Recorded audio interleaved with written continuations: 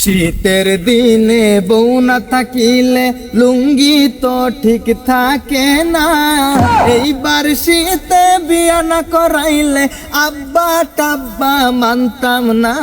বউ লাগবো আমার, ও আব্বা বউ লাগবো আমার, বউ লাগবো আমার। আব্বাজান, আব্বাজান আপনারা মালিক করা আমাকে মারবো না। তুমি কি হুম হা শুরু করতে গেলে? হুম হা কি? আব্বাজান বউ লাগবো আমার, এটা আমি বুঝাইলাম আপনাকে গানে গানে সুরে সুরে। আচ্ছা, আপনার বিবেক বোধ মনুষ্যত্ব বোধ কোনোটাও নেই দেখছি আব্বাজান। এত করে বলার পরেও আর কতদিন আব্বাজান, আর কতদিন, আরে আর কতদিন? আপনার ছেলেকে কি ছেলে মনে হয় না? ডিভোর্স দিয়ে দেন আমাকে, এই যে তেজ পুত্র করে দেন আমাকে। তারপরেও এরকম পাষণ্ড হয়ে আবার মনের কষ্টগুলোকে ইগনোর করে যাবেন না আব্বাজান। খাইতে বসতে উঠতে শুইতে ঘুমাইতে আরে হাঁটতে ঘুরতে পর্যন্ত আমি সবসময় আব্বাজান সবসময় আপনাকে আমি বুঝেছি, কিন্তু আপনি কথা কথা মারেন কেন? কি হাগার মতো শুরু করছে জায়গায়, বুঝলাম না। আপনি বাবা হয়ে গেছেন, কি হয়ে গেছেন? হ্যাঁ, ও মানে আমি সন্তান, আমার যেন কোনো দাম নেই। আর জন্ম দেওয়ার সময় তখন আপনার মনে ছিল না যে আবার একটা ছেলে হবে? আবার এই ছেলে যখন প্রাপ্তবয়স্ক হবে তখন শীতের রাতে ঘুমাইতে গেলে কষ্ট পাবে, কোল বালিশকে এভাবে জড়িয়ে ঘুমিয়ে শান্তি পাবে না। তখন আমার সাথে এসে কানের কাছে গান গান গান গান গান গান গান গান টান টান টান টান টান টান টান টান এরকম করে একটা বউ চেপে বউ। কিন্তু আপনি এ কথাটা মাথায় রাখেননি। জন্ম দিয়েছেন ঠিকই, কিন্তু জন্ম দেওয়ার পর একজন পিতার কি পরিমাণ দায়িত্ব সেটা আপনি ভুলে গেছেন। আব্বাজান দিন শেষে আমি আপনার ছেলে, আমার মনের কষ্ট বোঝা এটা আপনার নৈতিক দায়িত্ব। আরে আপনি বিয়ে করেছেন তখন আপনার বয়স ছিল একেবারে কম, আপনি কচি ছিলেন, কচি ডাবের মতো তখন বিয়ে করেছেন। আর আপনার সন্তান এত বড় হয়ে গেছে, আপনি তাকে বিয়ে দিচ্ছেন না প্রাপ্তবয়স্ক হওয়ার পরে। আপনি নিজে তো বাল্য বিবাহ করেছেন। আচ্ছা, তুমি গতকালকে কোথায় গেছিলে?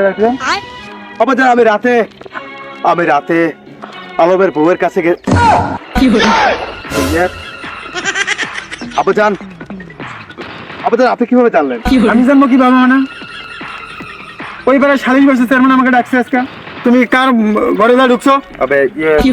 আব্বাজান এটা কি আপনি করেছি? সাথে সাথে করেছি। আব্বাজান একটা কথা কান খুলে শুনে রাখেন, আপনি যদি আমার বিয়ে না দেন তাহলে আপনার মান সম্মান নিয়ে আমি সিনেমিনি খেলবো। বলেছিলাম না এর আগে? মান সম্মান আছে, আরো আছে।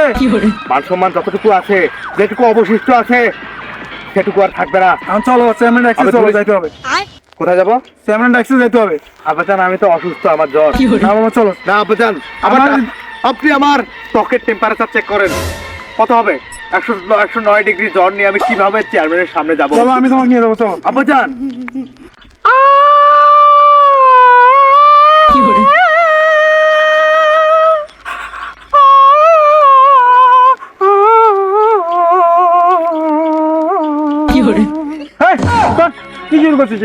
আব্বাজান এটা হলো বাংলা সিনেমার sad music. Sad music? Yes. নায়ক সালমান শাহ, মহানায়ক মান্না যখন অভিনয় করতো তখন তাদের সিনেমায় এই ব্যাকগ্রাউন্ড মিউজিকটা আমাদের শুনলেই আমাদের পরাণে কাপড় থাকতো না, মানে কলিজা ঠান্ডা হতো। আব্বাজান সেই মিউজিকটা আপনাকে দিলাম কারণ আপনি আমাকে কষ্ট দিয়ে কথা বলেছেন। সেই কষ্ট দিয়ে কথা বলেছেন জন্য যে আমি কান্না করবো এত বড় ছেলে হয়ে, এমন ছেলে আমি নই। আব্বাজান আপনি এমন ছেলে জন্ম দেননি আপনার পেটে, আমার মায়ের পেটে। কিন্তু আমি আজকে আপনাকে স্যাড মিউজিকটা দিয়ে আপনাকে বুঝিয়ে দিলাম আমি কতখানি ব্যথিত হয়েছে আপনার কথায়। আপনি কিভাবে পারলেন এই কথাটা বলতে? আপনি এটা কেমন কথা বললেন? আমি তো কষ্ট পেলাম কারণ আপনি আপনার নিজের ছেলেকে কিভাবে চেয়ারম্যানের হাতে তুলে দেন। সেখানে আমাকে নিয়ে বিচার বসেছে, বৈঠক বসেছে, সালিশ বসেছে। আপনি তো পারেন আপনার ছেলের হয়ে ওখানে গিয়ে মীমাংসা করতে।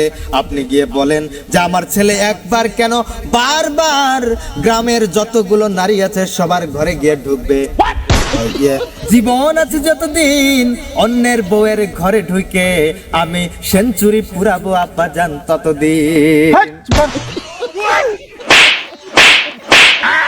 চল তুই এতদিনে আমার যে মানজত গুলো নষ্ট করছিস না, আজকে সব মানজত আমাকে ফেরত দিবি। চল, আমি তো সব খরচ করে ফেলেছি।